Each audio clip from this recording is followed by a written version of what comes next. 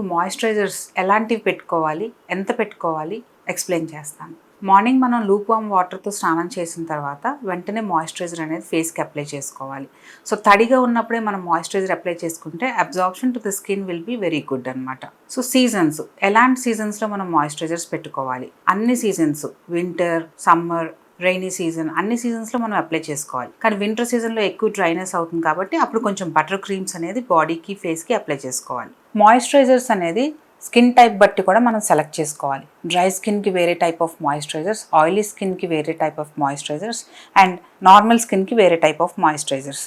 Acne prone స్కిన్కి non comedogenic moisturizers అనేవి ఉంటాయి, అవి అప్లై చేసుకోవాలి. అండ్ ఫేస్కి వేరే టైప్ ఆఫ్ మాయిశ్చరైజర్స్కి బాడీ వేరే మాయిశ్చరైజర్స్ అనేది ఉంటాయి. మీరు మీ డాక్టర్ని కనుక అప్రోచ్ అయితే ఎలాంటి మాయిశ్చరైజర్స్ బాగుంటాయి, మీ స్కిన్ టైప్కి ఎలాంటి మాయిశ్చరైజర్స్ అనేది సూట్ అవుతుంది అనేది డాక్టర్ గైడ్ చేస్తారు. మాయిశ్చరైజర్స్లో చాలా రకాలు ఉంటాయి. అందులో మనకి ఉండేవి ceramides, hyaluronic acid, vitamin E, squalene, vitamin B, shea butter, niacinamide అనేవి ఉంటాయి. సో మీ స్కిన్ ప్రకారంగా మనం ఏది అయితే మీకు సూట్ అవుతుంది అనేది మీకు మేము ఎక్స్ప్లెయిన్ చేస్తాం. సో దాని ప్రకారంగా ఆ మాయిశ్చరైజర్స్ అనేది మీరు ఎవ్రీడే హౌస్లో అప్లై చేసుకోవచ్చు. మనకు 35 years అయిన తర్వాత బాడీలో మామూలుగానే హైడ్రేషన్ అనేది తగ్గుతూ ఉంటుంది. సో కంపల్సరీగా మాయిశ్చరైజర్ అనేది చాలా ఇంపార్టెంట్ మనకి. సో హైడ్రేటింగ్ ఫుడ్స్ కూడా మనం తీసుకోవాలి.